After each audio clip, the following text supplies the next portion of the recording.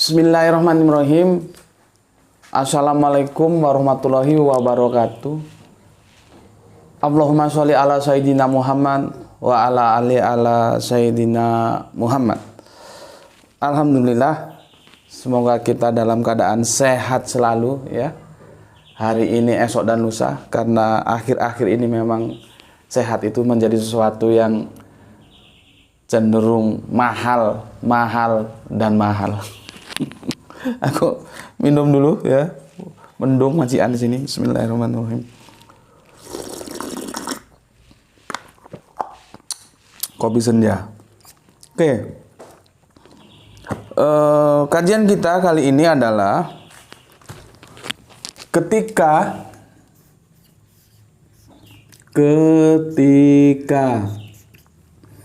Tuhan ya, Yesus ditampar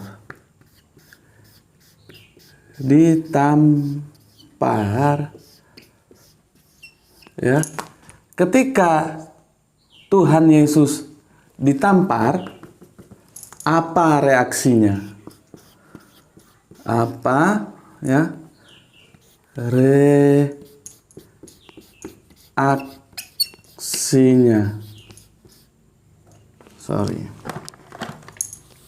Apa reaksinya? Ya. Apa reaksinya? Ini judulnya, ketika Tuhan Yesus ditampar, apa reaksinya? Ya. Di bawahnya ada tambahan. Quran surat Al-Baqarah surat 2 nomornya 79. Oke. Aku menyebutnya Tuhan Yesus karena aku paham tentang sebuah cerita tentang bagaimana lahirnya sebuah kata Tuhan. Maka bagiku, kalau Yesus itu disebut Tuhan, tidak ada masalah. Karena memang Yesus adalah Tuhan, tapi bukan Allah. Ya. Yesus itu Tuhan. Iya, tapi bukan Allah dia. Ya. Tuhan itu panggilan kehormatan, ya. Jadi Allah pasti Tuhan, Tuhan belum tentu Allah. Kalau engkau memanggil katakanlah seseorang yang kamu sebut karena dia sangat engkau hormati, maka katakanlah namanya siapa, katakanlah Budi misalkan, kamu sebut Tuhan Budi, itu tidak ada masalah. Itu sama saja artinya dengan Tuan Budi. Jadi Tuan dan Tuhan itu sama artinya, ya, sama, tidak ada bedanya. Kemudian kamulah yang salah karena dia tidak paham sejarahnya sehingga membedakan antara kata Tuhan dan Tuan dalam memaknainya. Sebetulnya tidak, karena sebelum ada kata Tuhan, yang ada kata Tuan dulu. Maka ketika Lisker menerjemahkan ulang untuk menyempurnakan terjemahan-terjemahan Bible yang dulu, disitulah tahunnya 1668, disitulah kata Tuhan itu muncul. Jadi kalau kita mengatakan dasar sejarah yang ada, ya, kalau tidak ada terjemahan yang dilakukan Lisker, kita bangsa Indonesia tidak punya sebuah diksi kata Tuhan, itu tidak punya. Jadi siapa yang memberikan kita sebuah diksi kata Tuhan itu? Yaitu karena Lisker menerjemahkan Bible itu.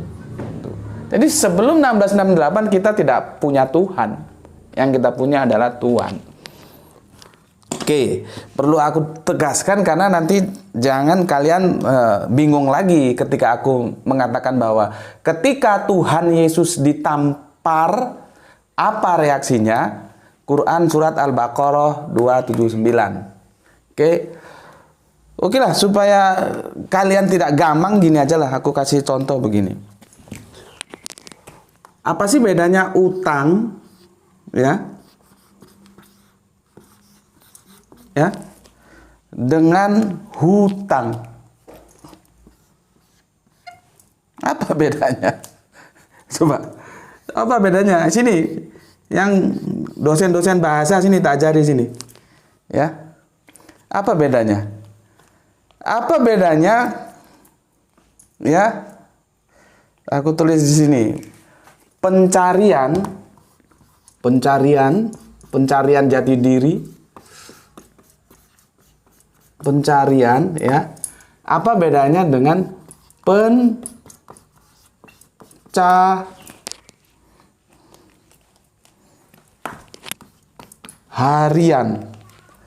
Nih, ini supaya kalian nggak gamang, ya. Pencaharian.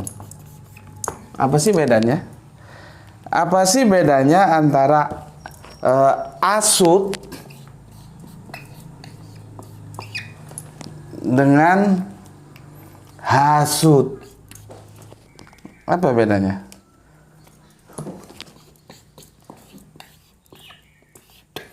Apa? Sama aja. Apa sih bedanya Tuhan dengan tuan? Nih ya, aku tarik ke sini. Ya. Sama kan kasusnya? Yang sini dia ada huruf H. Ya. Yang sini tanpa huruf H. Apa sih bedanya?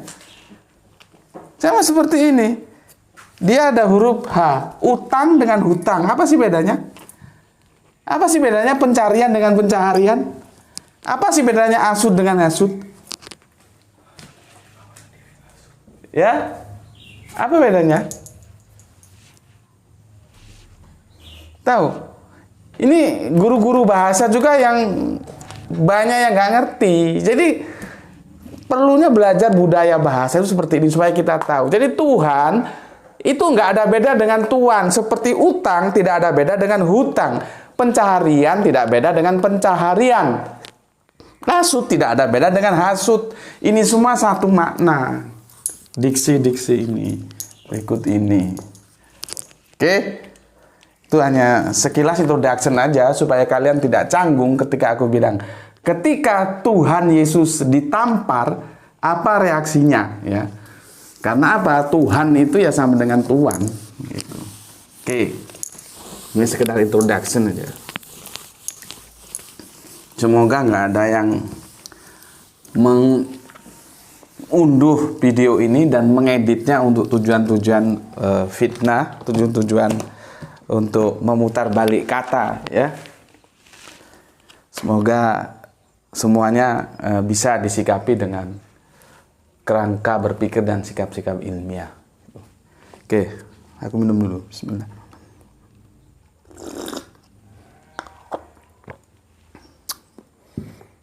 Kalau kita lihat keadilan, ya, keadilan itu tidak bisa berjalan tanpa dengan kesesuaian. Jadi keadilan itu sesuai, ya, proporsional. Makanya lambang keadilan itu seperti ini, ya. Dia tidak boleh berat sebelah, ya. Nih. Seperti ini juga, nih, ya. Kalau kalian ke kehakiman, ke pengadilan, lambangnya seperti ini. Tidak boleh berat sebelah. Itu namanya keadilan. Kasih itu berkeadilan. Kalau tidak adil, itu ya bagaimana kasih bisa ditegakkan? Tidak bisa. Apa lagi? Kasih itu tabur tuai. Nah, tabur tuai itu berkeadilan. Apa yang ditabur itu yang dituai. Kalau yang kamu tabur jagung, nanti yang kamu tuai ya jagung.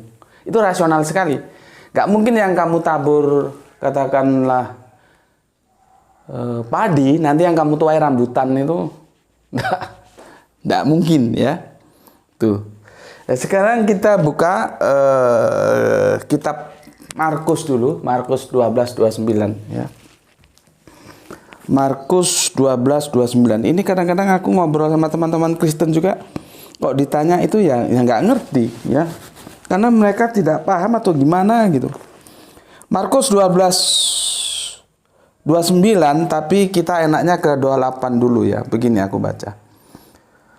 Lalu seorang ahli Taurat yang mendengar Yesus dan orang-orang Saduki bersoal jawab dan tahu bahwa Yesus memberi jawaban yang tepat kepada orang-orang itu, ya, datang kepadanya dan bertanya. Maksudnya bertanya kepada Yesus ya. Hukum manakah yang paling utama? Gitu. Jawab Yesus, hukum yang utama ialah, dengar hai orang Israel, Tuhan Allah kita, Tuhan itu Esa, Ehad. Sema o Israelu Adonai Elohenu Adonai Ehad. Ya. Kita tidak akan bahas dulu ya, Ehadnya itu, nanti kita bahas di lain waktu. Lalu diterangkan lagi oleh Yesus, kasihilah Tuhan Allahmu, artinya Tuhan yang ehad itu, Tuhan yang tunggal itu ya. Dengan segenap hatimu dan segenap jiwamu dan dengan segenap akal budimu. Jadi pakai akal ya. Kalau dogma itu memang nggak pakai akal ya. Ini kita bilang suruh pakai akal budimu. Dan dengan segenap kekuatanmu. Jadi sungguh-sungguh ya, sungguh-sungguh. Itu hukum yang terutama atau hukum utama. Sekarang dijelaskan lagi berikutnya. Dan hukum yang kedua ialah, kasihilah sesamamu manusia seperti dirimu sendiri. Jadi kalau kita bagi ya, kita deskripsikan, hukum yang utama itu tentang Allah yang tunggal, bukan Tritunggal ya, tunggal. Hukum yang kedua itu adalah hukum tentang kasih. Kasihilah sesamamu seperti engkau mengasihi dirimu sendiri. Gitu ya. Nah, kita untuk kajian kali ini akan fokus masalah tentang kasih ya. Tentang hukum kasih ya. Aku ulangi lagi. Dan hukum yang kedua ialah, kasihilah sesamamu manusia seperti dirimu sendiri. Tidak ada hukum lain yang lebih utama daripada kedua hukum ini. Jadi Kanjeng Nabi Isa, Yesus itu bersoal jawab, dia jawab dengan tangkas. Ya mana ada Nabi blow on tuh nggak ada. Nabi blow on tuh nggak ada. Nabi buta huruf itu juga nggak ada. Semua nabi itu ya melek huruf, mana ada nabi kok buta huruf. Karena syarat menjadi nabi itu sidik, dapat dipercaya, amanah, sidik itu artinya jujur, ya. Amanah dapat dipercaya, sidik, amanah, tablik menyampaikan, patonah, nah, patonah ini cerdas, itu syarat-syarat sebagai nabi. Sidik, amanah, tablik, patonah. Nah, patonah itu cerdas. Mana ada nabi lolak-lolok itu ndak ada. Dari mulai Kanjeng Nabi Adam sampai Kanjeng Nabi Muhammad itu semua ya cerdas-cerdas. Orang guru kok masa lolak-lolok gitu. Ya, ndak ada. Jadi kalau ada yang ngomong Kanjeng Nabi Muhammad itu buta huruf, itu perlu ngaji lagi lah. Perlu ngaji lagi. Ya, minimal ngaji surat baca surat Al-Jum'ah ya. Nanti yang buta huruf itu nabinya atau umatnya? Yang ummi itu yang mana? Makanya diksi ummi itu harus dipahami dengan benar. Ya. Kalau enggak salah. Jadi tidak ada nabi buta huruf itu, enggak ada. Nabi itu cerdas. Semua nabi cerdas. Ya, ini Kanjeng Nabi Isa cerdas. Jawab, ditanya, jawab, ditanya, dijawab dengan cerdas. Ketika dia bersoal jawab dengan orang-orang Saduki ya. Lalu kita lihat apa respon orang Saduki. Dia menyalahkan jawabannya Kanjeng Nabi Isa atau tidak, begitu ya. Lalu kata ahli Taurat itu kepada Yesus, nah ini tanggapannya ini ya. Tepat sekali guru, benar katamu itu, bahwa dia Esa, maksudnya Allah itu tunggal, bukan Tritunggal. Makanya itu ngawur-ngawur tuh jangan kamu ikuti itu. Dogma-dogma ngawur Tritunggal apa segala macam itu. Nggak berlandaskan Alkitabiah. Ya. Dan bahwa tidak ada yang lain kecuali dia. Nah, sudah dibilang tidak ada yang lain kecuali dia, itu berarti ya tunggal, nggak ono liyane ngono lho. Ngene ae ora ngerti riko. Ya. Oke, lanjutnya, memang mengasihi dia dengan segenap hati dan dengan segenap pengertian dan dengan segenap kekuatan dan juga mengasihi sesama manusia seperti diri sendiri adalah jauh lebih utama daripada semua korban bakaran dan korban sembelihan. Tuh tanggapannya ahli Taurat. Artinya apa?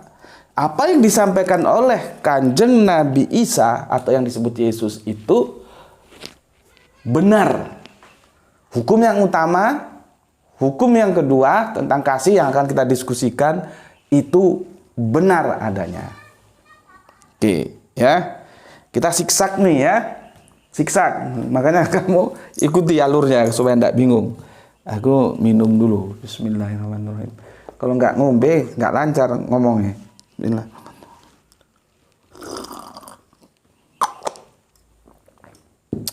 Alhamdulillah. Kamu buka Al-Qur'anmu ya, Quran surat Al-Baqarah 279. Jangan diartikan ya Al-Baqarah ya. Nama itu nggak boleh diartikan. Nggak boleh surat sapi betina, nggak boleh. Proper name itu nggak boleh diperhatikan. Kacau kalau proper name diartikan kacau. Nanti ada surat cewek gitu loh. Kalau semua diartikan. Artinya cukup dimengerti aja Al-Baqarah itu sapi betina gitu. Tapi nggak boleh diartikan. Anissa itu cewek. Gitu aja. Nggak boleh terus diterjemahkan surat cewek. Nggak boleh ya. Itu aturan-aturan berbahasa itu seperti itu. Jadi kita sebut aja Quran surat Al-Baqarah 279. Mungkin bingung juga ya, dari sini kok lari ke sini itu tentang apa? Ya, ikuti aja lah, semoga kalian menemukan keasikan berpikir di dalamnya. Berpikir out of the box itu memang sesuatu yang jarang orang suka ya. Tetapi kalau dia suka, dia akan menikmati out of the box ya, keluar dari kotak. Anti mainstream.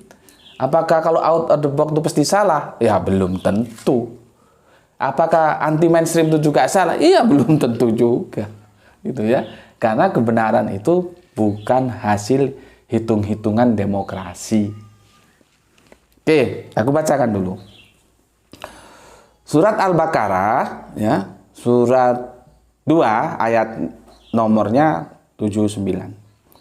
Bismillahirrahmanirrahim. Maka celakalah orang-orang yang menulis kitab dengan tangan mereka sendiri, kemudian berkata, ini dari Allah, dengan maksud untuk menjualnya dengan harga murah. Maka celakalah mereka karena tulisan tangan mereka, dan celakalah mereka karena apa yang mereka perbuat. Jadi intinya ya, ini menginformasikan surat Al-Baqarah ini kejahatan orang-orang yang dia nulis dengan tangannya sendiri. Sebetulnya itu tulisan dia sendiri, artinya itu pendapat dia sendiri. Yang dia tulis itu pendapat dia sendiri. Kemudian dia masukkan, dia sisipkan ke teks-teks suci supaya itu dianggap itu firman dari Allah, sehingga itu bagian dari kitab suci. Gitu loh. Padahal enggak, itu tulisan dia, itu pendapat dia. Dan dia bukan siapa-siapa, orang dia bukan nabi kok. Kecuali nabi dapat wahyu, dituliskan, ya memang harus begitu. Tapi ini bukan. Dia tidak punya otoritas apapun dalam kitab yang diturunkan oleh Allah. Tidak punya otoritas apapun. Karena otoritas kitab kita itu ada pada Rasul, para nabi, yang memang ditugaskan itu oleh Allah lewat perantara nanti Jibril. Ya. Nah, dia ini bukan siapa-siapa. Cuman mungkin secara status sosial dia diakui sebagai orang soleh gitulah, katakanlah begitu. Ya. Nah, dia nulis terus disisipkan ke dalam kitab suci sehingga orang waktu demi waktu bergerak dari tahun ke tahun, dari abad ke abad, orang nggak tahu, nggak bisa ngecek lagi. Oh, itu ternyata palsu, sisipan. Dan dikatakan bahwa ini firman Allah, padahal itu pikiranmu dewe. Gitu loh. Itu dikritik oleh Al-Quran. Quran surat Al-Baqarah 279. Oke ya. Jadi metodologinya pahami dulu ya. Jadi dari sini aku jelaskan tadi tentang Tuhan ya, tentang hukum kasih. Sekarang Quran surat Al-Baqarah ini mengkritik tulisan-tulisan manusia yang kemudian diupayakan supaya diakui sebagai firman Tuhan ya. Nah, ini kita namanya masih mengumpulkan parsel ya. Parsel nanti kita rangkai ya. Kalau masak, bumbunya aku siapkan dulu bumbunya ya. Ada cabai atau lombok, ada bawang merah, bawang putih, bawang prei, ada apa lagi, merica. Nah, ini aku siapkan. Nah, ini dalam rangka menyiapkan bumbu-bumbunya. Kapan menggilingnya? Nah, ikuti aja berikutnya. Oke. Begini, kita baca di Matius 5:39 ya. Oke. Kalau ini kan judul ya, ini judul. Ini bagian judul ini ya. Quran surat Al-Baqarah 279 ini. Sekarang ayat yang kita kritisi adalah, aku tulis di sini ya supaya tidak tercampur dengan ini. Di sini ya. Kamu tulis 1 Matius 5:39 ya. Matius 5:39. Oke. Matius 5:39. Buka anumu. Bibelmu, Perjanjian Baru ya. Matius 5:39, kalau di Matius itu perikopnya masih tentang hukum Torah. Yang 1 iota pun tidak boleh berubah. Yang kita sudah pernah bicarakan tentang bagaimana Paulus itu mengkhianati hukum Torah, ya. Sedangkan Yesus menjaga sekuat tenaga. Tuh ya. Itu sudah berapa episode kemarin? Ada lebih kalau 5 ya, lebih ada tujuan. Sedangkan yang khusus membahas Paulus dan Torah itu sekitar 3 episode ya. Jadi bisa lihat di sana tentang bagaimana cara pandang Paulus terhadap Torah. Oke. Jadi kalau ini ayat ini ya, ini di Matius masih dalam perikop Yesus dan hukum Torah ya. Kita baca. Ini menarik ini. Kita baca langsung ke ayat yang nomor 38 saja ya. Begini. Ini kata Yesus nih ya. Kamu telah mendengar firman, mata ganti mata dan gigi ganti gigi. Ya. Kalau kita lihat di catatan kakinya nih ya. Jadi gini, aku ajari kau lihat ya. Catatan kaki itu begini. Itu nanti apa ya? Relevansinya, kaitannya itu begini. Aduh. Sebentar, dia begini dulu supaya fokus. Nggak fokus dia. Nggak fokus. Halo. Wah, nggak fokus dia. Ya, oke lah, aku bacakan aja. Nggak ngerti aku teknisnya supaya fokus itu gimana ya. Aku bacakan saja ya. Matius 5:38, kamu telah mendengar firman, mata ganti mata dan gigi ganti gigi. Itu kalau kita lihat di catatan kaki, kalau kamu punya Injil ya, lihat catatan kakinya ya. Matius 5:38 itu bersumber dari atau seirama dengan Keluaran 21, 24. Nanti kamu cek di kitab Keluaran 21, 24. Nggak aku tulis di sini ya, karena itu hanya untuk penjelasan saja ya. Jadi begini, mata ganti mata dan gigi ganti gigi, itulah yang aku bilang tadi, keseimbangan. Hukum itu agar memperoleh sebuah makna sesungguhnya yaitu adil, itu harus seimbang. Makanya lambangnya tadi sudah aku tunjukkan, timbangan itu timbangan, seimbang ya. Apa yang dia lakukan, begitu juga yang akan dia terima, itu seimbang. Ya, hukum itu seimbang. Jadi kalau dia hutang mata, ganti mata, hutang gigi, ganti gigi. Itu di Torah ya, yang diajarkan Kanjeng Nabi Musa kepada umat Yahudinya. Oke, sekarang kita fokus ke ini. Matius 5:39 begini.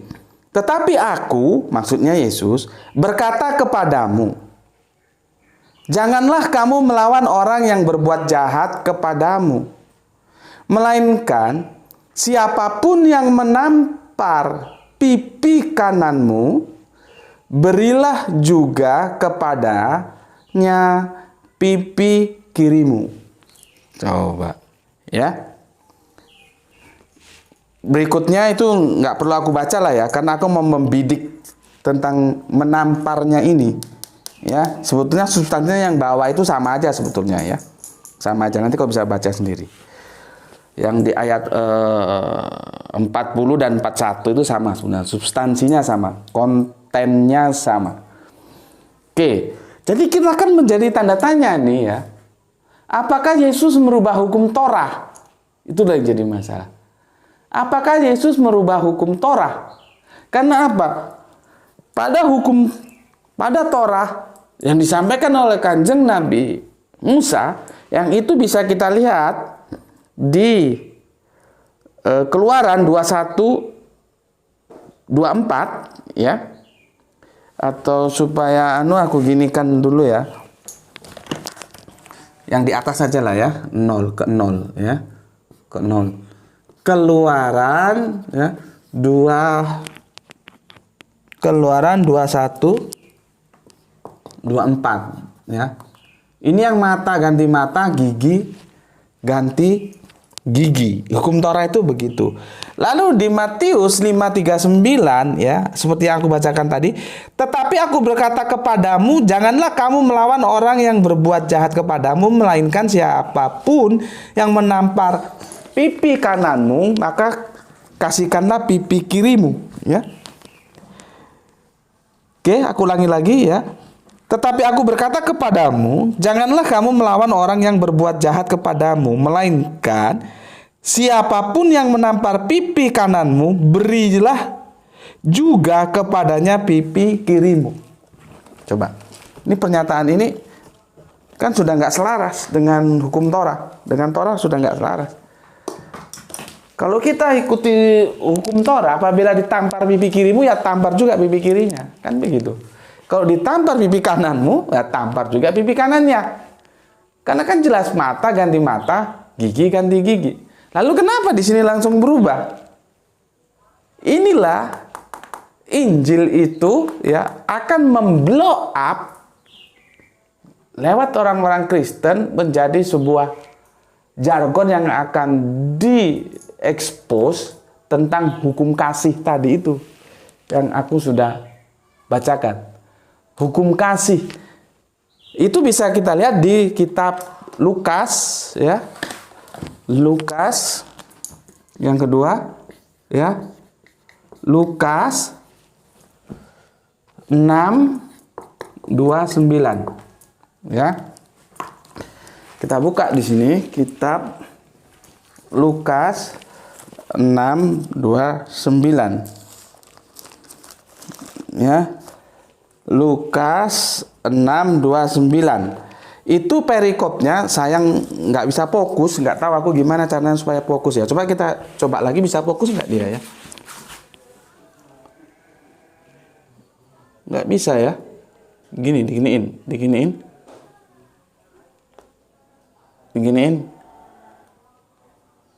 Aduh, nggak bisa. Nah, ini kalau dibaca ini ya, kasihilah musuhmu. Makanya tadi aku bacakan tentang hukum ya. Hukum kedua itu hukum kasih mengasihi ya, tentang kasih. Kasihlah sesama manusia seperti engkau mengasihi dirimu sendiri. Nah, ini perikopnya ini ada di tentang kasihilah musuhmu. Ya, begini katanya, dia hampir selaras. Barang siapa menampar pipimu yang satu, berikanlah juga kepadanya pipimu yang lain. Dan barang siapa yang mengambil jubahmu, biarkanlah juga ia mengambil bajumu. Coba. Bener nggak kira-kira? Hukum itu jadi berubah.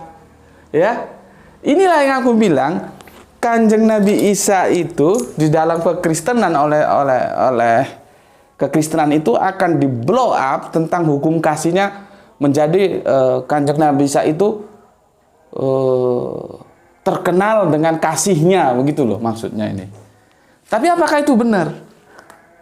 Kalau memang itu benar, nanti kita uji. Ini kan pernyataan ini, kenyataannya bagaimana? Jadi benar itu ada antara kesesuaian pernyataan dan kenyataan. Apakah benar hukum Torah sudah berubah? Gitu loh. Memang sih ya, hukum itu cenderung bisa berubah. Kalau di dalam Islam itu dia agak berubah sedikit, tapi ya seperti gini. Misalkan seseorang itu keluarganya dibunuh dan dia berhak menuntut yang membunuh itu dibunuh juga. Tapi ada solusi lain, dia juga boleh memaafkan. Kalau dia memaafkan nanti dengan ada uang apa namanya itu ya, pemberian sejumlah uang duka gitu ya, itu bisa damai. Tapi kalau ahli warisnya, keluarganya tetap menuntut nyawa ganti nyawa, ya dia harus dihukum mati. Gitu loh. Ya, nah, sementara kalian harus tahu perubahan-perubahan hukum ini itu otoritasnya itu ada di yang membuat hukum. Siapa ya? Allah itu. Yang membuat hukum itu Allah. Nabi itu, para nabi itu hanya menyampaikannya. Nah, benarkah ya hukum Allah itu sudah dirubah lewat Kanjeng Nabi Isa atau lewat Yesus sehingga Torah ini berubah baik yang di Matius maupun di Markus? Karena di Torah itu tetap aja ya mata ganti mata dan gigi ganti gigi. Tapi di sini dia mau blow up tentang kasih, seolah-olah tidak. Sudah terjadi perubahan. Nah, benarkah Matius 5:39 dan Lukas 6:29 ini benar-benar wahyu atau bukan? Itu maksudku. Makanya aku mengutip surat Al-Baqarah 279. Jangan-jangan 5:39 dari Matius dan Lukas 6:29 ini seperti apa yang dikatakan oleh surat Al-Baqarah 279. Artinya ini tulisan manusia yang mempunyai tujuan khusus untuk memblow up tentang kasih tadi. Dan ini bukan firman. Ini bukan ucapan Yesus gitu. Tapi kan kita tidak bisa mengatakan begitu saja tanpa bukti. Maka kita perlu bukti komprehensif. Bukti yang komparatif ya. Kita perlu melakukan komparasi ya. Kita lakukan komparasi di dua ayat ini ya. Di dua ayat ini ya. Kita lakukan komparasi. Nanti kita komparasi dengan ini ayat 012 ayat ketiga ya yang kita diskusikan, Yohanes 18 22 sampai 23. Di komparasinya ya. Perhatikan, kita akan melakukan komparasi nih. Ya. Ini kan pernyataan Yesus, kalau ditampar pipi kirimu ya, kasihkan pipi kananmu ya. Kan begitu ya? Kasihkan pipi kananmu ya. Jadi begini, Tidak ada sebuah upaya menuntut keadilan. Di sini tidak ada. Bahkan kalau diminta baju ya, jubah ya, maka bajunya suruh ngasihkan sekalian. Dahsyat sekali hukum kasihnya ya. Bener nggak ini gitu loh. Nah, sekarang kita mau membidik yang ini aja lah, yang nampar ini, tampar ini ya. Bener nggak sih gitu ya? Bener nggak sih? Nah, sekarang kita lihat ketika Tuhan Yesus ditampar, apa reaksinya? Reaksi Tuhan Yesus itu seperti yang dia omongkan di Matius 39 dan Lukas 6:29 atau tidak? Kalau tidak, berarti ini bukan ucapan Yesus. Itu loh. Ya. Kita sekarang cek. Buka di Yohanes 18:22 sampai 23. Ya. Kita buka ya di kitab Yohanes, itu perikopnya adalah Yesus di hadapan Hanas. Petrus menyangkal Yesus ya. Supaya mengena, aku mulai di nomor 19-nya ya. Di nomor 19-nya, tapi di sini kan 18 supaya nggak terlalu panjang ya, supaya bisa dipersingkat. Gini aja. Maka mulailah imam besar menanya Yesus tentang murid-muridnya dan tentang ajarannya. Ini menunjukkan bahwa setiap nabi itu menyampaikan ajaran dari Allah. Makanya dia disebut juga guru, rabi, ajarannya. Yang tugasnya mengajar itu ya guru itu, ya rabi itu. Ya. Oke. Jawab Yesus kepadanya, aku berbicara terus terang kepada dunia. Aku selalu mengajar di rumah-rumah ibadat dan di bait Allah, tempat-tempat orang Yahudi berkumpul. Perhatikan, Yahudi berkumpul. Jadi Nasrani perdana itu Yahudi gitu ya. Makanya mereka memegang erat Torah. Gitu loh. Oke, berikutnya, aku tidak pernah berbicara sembunyi-sembunyi. Jadi maksud Yesus ini kan dia ditanya tentang ajarannya, tentang segala macamnya. Yesus bilang, aku ini nggak pernah sembunyi-sembunyi, aku ini nggak pernah pura-pura tedeng aleng-aleng gitu loh. Ya kamu tanya sama yang aku ajar itu apa yang aku ajarkan. Nah, kira-kira gitulah. Ya. Jadi Yesus menjawab dengan sebuah retorika. Dia tidak mau menjawab. Ini pertarungan psikologis. Boleh dalam dialog, boleh begitu. Dalam debat juga boleh. Ya. Jadi katanya Yesus, kamu jangan tanya aku, tanya itu yang aku ajar. Kira-kira gitulah. Ya. Oke. Mengapa engkau menanyai aku? Lihat ini. Tanyailah mereka yang telah mendengar apa yang kukatakan kepada mereka. Sungguh mereka tahu apa yang telah kukatakan. Gitu loh. Rungokno. Opo keterangane arek-arek gue. Dengarkan apa penjelasannya, keterangannya anak-anak itu tentang aku. Nah, gitulah kira-kira. Jadi Yesus tidak mau jawab. Kamu tanya sendiri saja. Misalkan ada orang tanya aku, Gus Mekti, apa yang kamu jelaskan di video YouTube-mu? Aku nggak mau jelaskan. Ya kamu tanya aja sama viewer-viewerku yang nonton videonya itu apa. Nah, gitu loh ya. Ini begitu. Oke. Selanjutnya yang dua-dua ini ya, yang dua-dua ya.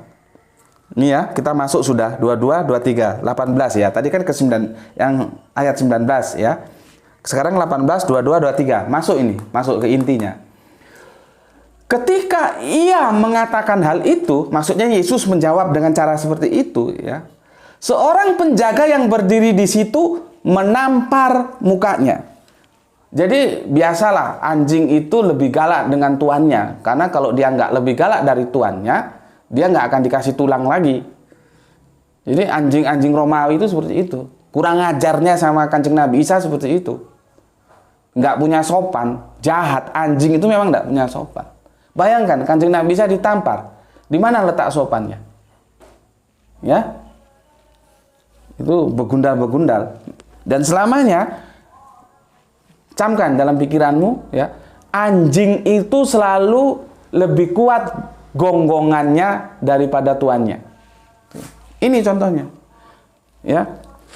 Jadi imam besar itu dijawab begitu dengan Yesus, dia nggak ada masalah. Justru anjing-anjingnya ini yang nggak terima. Apa kata dia?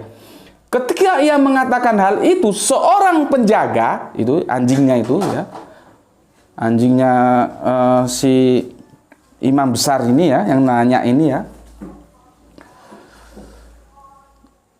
yang berdiri di situ sih ya, penjaganya itu menampar mukanya. Jadi muka Yesus ditampar, gitu, ya, ditampar ya, sambil berkata, begitu jawabmu kepada imam besar. Nah, gitu. Kira-kira ketika jawabannya retorika gitu, begitu jawabmu sama imam besar. Nah, gitulah. Nah, jadi Kanjeng Nabi Isa ditampar seperti itu. Ya. Oke. Lalu kita lihat, nah, ini menjawab ini dia. Apa reaksi ketika Tuhan Yesus ditampar itu? Reaksinya apa? Gitu, ya. Kita lihat di 23-nya, 18:23. Jawab Yesus kepadanya, jikalau kataku itu salah, tunjukkanlah salahnya. Itu loh. Tetapi jikalau kataku itu benar, mengapa engkau menampar aku? Tuh. Lihat. Apa kata Yesus? Jikalau kataku itu salah, tunjukkan salahnya di mana. Tetapi kalau kataku itu benar, kenapa engkau menamparku? Artinya Yesus tidak melakukan ini. Kalau ditampar pipi kanan, kasih pipi kiri. Kalau ditampar pipi kiri, kasih pipi kanan. Ini tidak benar. Inilah yang aku bilang tadi, dikritik oleh Quran surat Al-Baqarah 279. Bahwa ini bukan firman. Karena ini pernyataan tidak sesuai dengan kenyataan. Benar itu adalah kesesuaian antara pernyataan dan kenyataan. Ternyata pernyataannya tidak sesuai dengan kenyataan. Ketika di sini dinyatakan, apabila ditampar pipi kirimu, kasih pipi kananmu, atau sebaliknya, kalau ditampar pipi kananmu, kasih pipi kirimu, ya. Justru ketika Yesus ditampar di sini, Yesus tidak mengasihkan pipinya yang lain. Tapi Yesus mengatakan, ya, kalau kata-kataku itu salah, tunjukkan salahnya di mana. Tetapi kalau kata-kataku benar, ngapain kau menamparku? Tuh. Coba. Jelas banget. Dulu. Ya. Jelas banget. Nggak ada langsung Yesus kasih pipi kanan, kasih pipi kiri. Nggak ada ceritanya. Ya. Nggak ada ceritanya seperti itu. Ya. Aku ulangi lagi. Jawab Yesus kepadanya, jikalau kataku itu salah, tunjukkanlah salahnya. Tetapi jikalau kataku itu benar, mengapa? Opo orang Jawa bilang, opo kon ngampleng aku. Kenapa kamu namparku? Kan sudah jelas.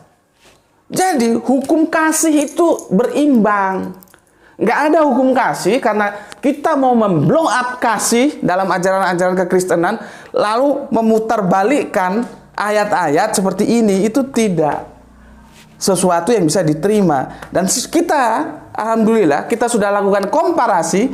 Ini nggak benar. Ini nggak benar, ya. Di sini ditampar pipi yang satu, kasih pipi yang lain. Di sini nggak. Ketika ditampar, ya, Yesus nggak terima. Bukan ditampar pipi kanan, kasih pipi kiri, atau ditampar pipi kiri, dikasih pipi kanan. Justru Yesus menuntut, kalau kata-kataku benar, ngapain kau menamparku, gitu loh. Ya. Jadi inti dari kajian ini ya,